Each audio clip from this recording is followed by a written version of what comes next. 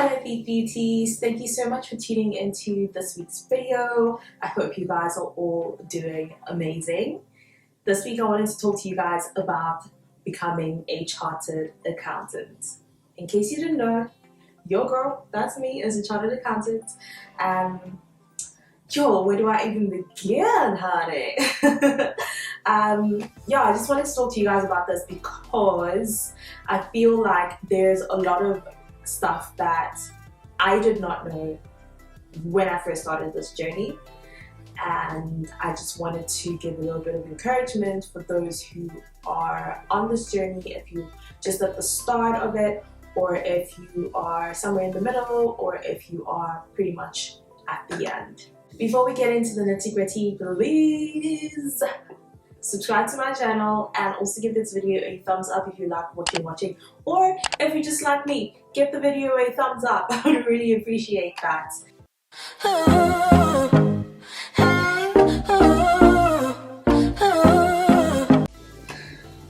Where do I even begin? Yo guys, wow. Okay, firstly, let me just say I hated accounting. Like, I hated accounting in school. I didn't do accounting in high school, and when I first started uni, I hated accounting. And the one thing that I learned from that is that your mindset impacts your outcome, right? If you have a negative attitude towards something, you will not put energy into it, you will not put work into it. And if you're not putting work into something, you're not going to get good results. Let me tell you that. Okay. As I mentioned, I didn't do accounting in high school, but I went on to become a chartered accountant. You do not need high school accounting to study accounting in university. You can get into uni without having accounting as a subject and still study BCom accounting, as in like the CA stream accounting, and you will be fine. Because the thing is, the accounting that you do in high school is not even a drop in the ocean of the accounting that you study in university.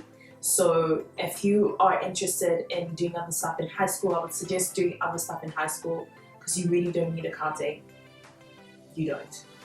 So your BCom accounting degree is a 3-year degree. If you want to go on to become a chartered accountant, you do 4 years because you do a postgrad or honors. What they do not tell you is that the jump between 3rd year and 4th year is gigantic. Especially if you were someone like me who I didn't finish my undergrad in the recommended 3 years. Okay, I did it in 4 years because I flunked out a whole semester of uni. That is a story time for another video. But if you're someone like me who ended up doing 3rd year but only some of the modules and not all of the modules because you finished some modules previously, that jump is big, right? And nobody tells you that. Nobody prepares you for that at all. Okay. I ended up doing my postgrad twice because the first time I did it, I was so overwhelmed. And I'm honestly the only person I can blame in this situation, because I knew I was overwhelmed from early on. I remember having conversations with people about this early on in postgrad, but I just, carried on with life, and I was just like, it's cool, I'll get there. But at the same time, I was just like so uncertain and still overwhelmed. So I spent a whole year being anxious and overwhelmed in postgrad because mentally I wasn't prepared for it. So if you are someone who is going from 3rd year and you're starting postgrad this year, then one thing I can tell you is that you need to mentally be prepared for a lot of work for about 10 months, 9-10 months, because the postgrad year for accounting is shorter than a normal academic year. Our holidays were shorter. I think we started earlier as well. And it's because they're trying to prepare you for your first board exam, and they want to give you enough time at the end of your postgrad to be able to study for that first board exam. So that's why the academic year for a postgraduate diploma in accounting is shorter than a normal academic year.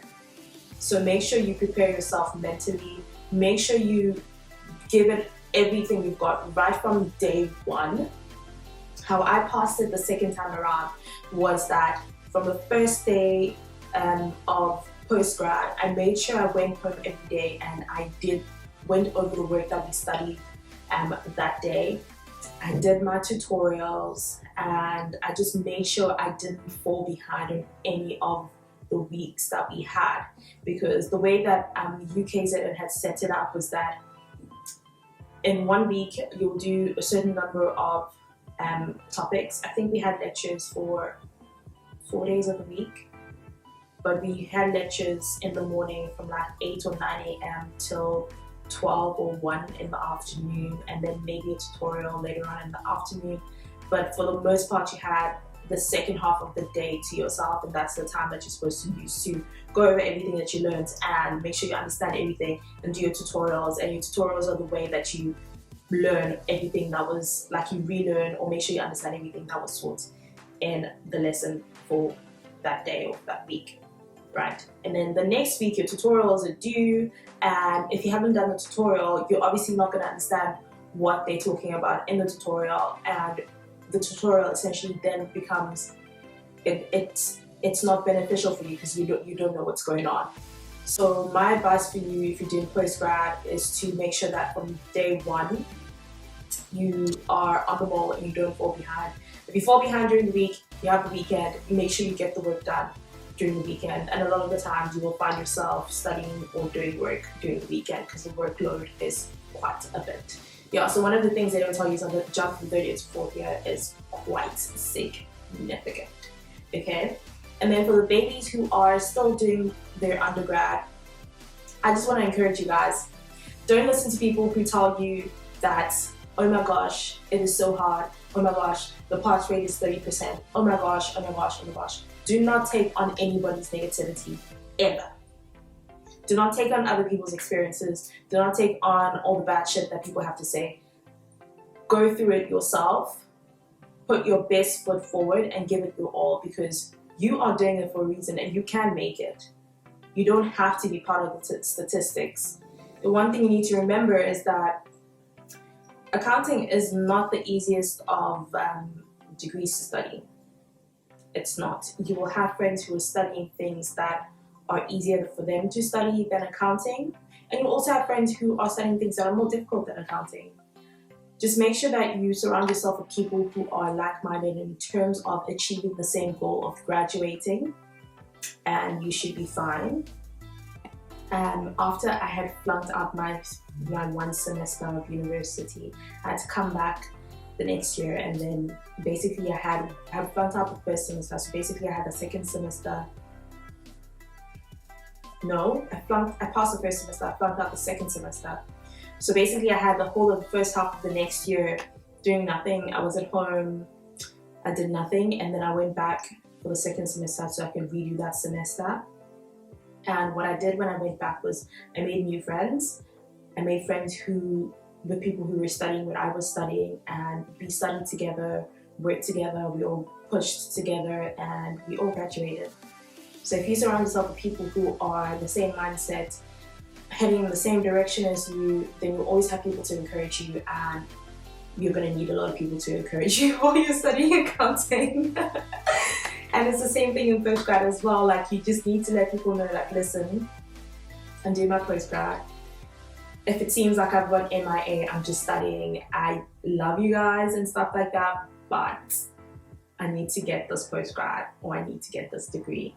And just push and do what you need to do. And then once you're done, you're done. You can resurface, you can turn up, you can do all the great things. Like, I cannot explain to you how amazing it is a feeling to know that you have graduated, or you will be graduating for your undergrad. That feeling is then multiplied by 10 times when it's your postgrad. I didn't finish my undergrad in record time, right? I didn't finish my postgrad in record time, right? But my first board exam, I passed that on the first try. And I only started studying after New Year's. I think I started studying from like the 3rd of January, because I had a friend over and she only left from the 2nd of January. So I only started studying from the 3rd of January. And you need to push for ITC, because you just need to study everything, and you only have a limited amount of time to do that. And my tip for you would be to focus on places where you're weak. Make sure you know your theory, because the calculations,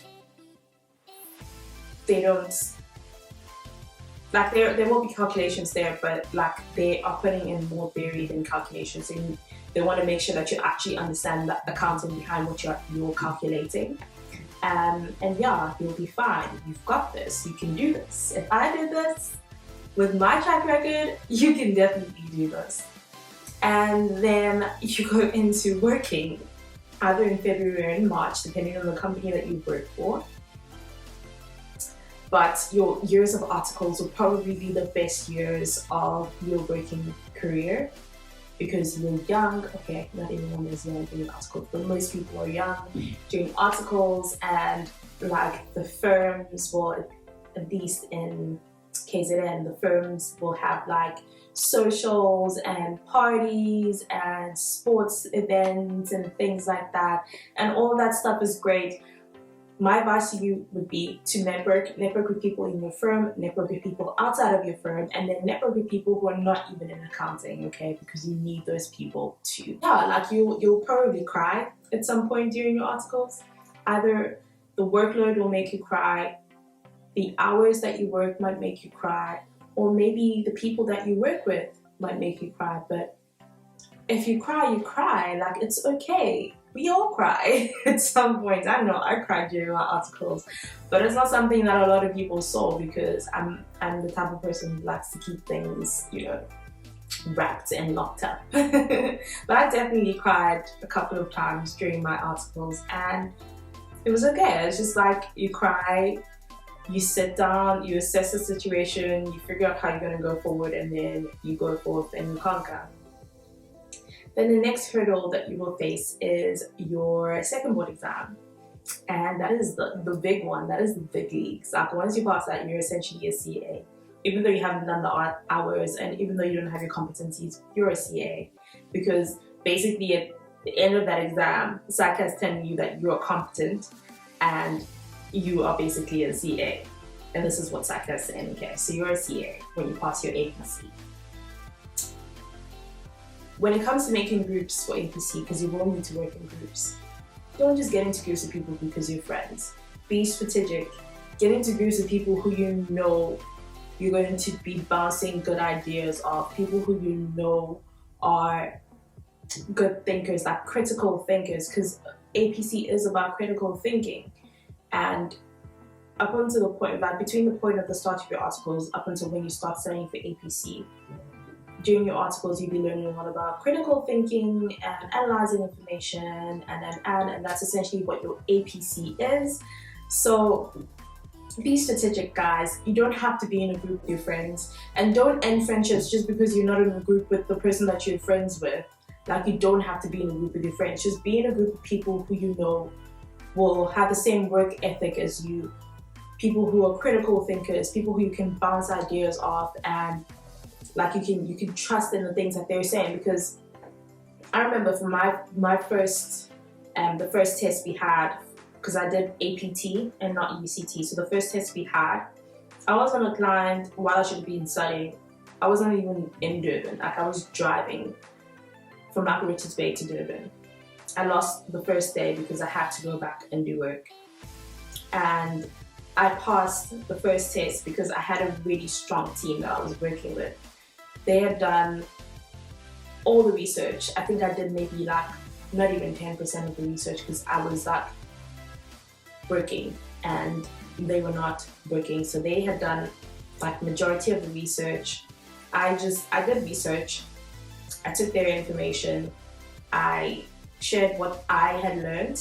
They shared what they had learned, and I took that and I ended up passing the first test, and I passed it really well by the grace of God. But I can definitely say it's because I had a good team that I was working with.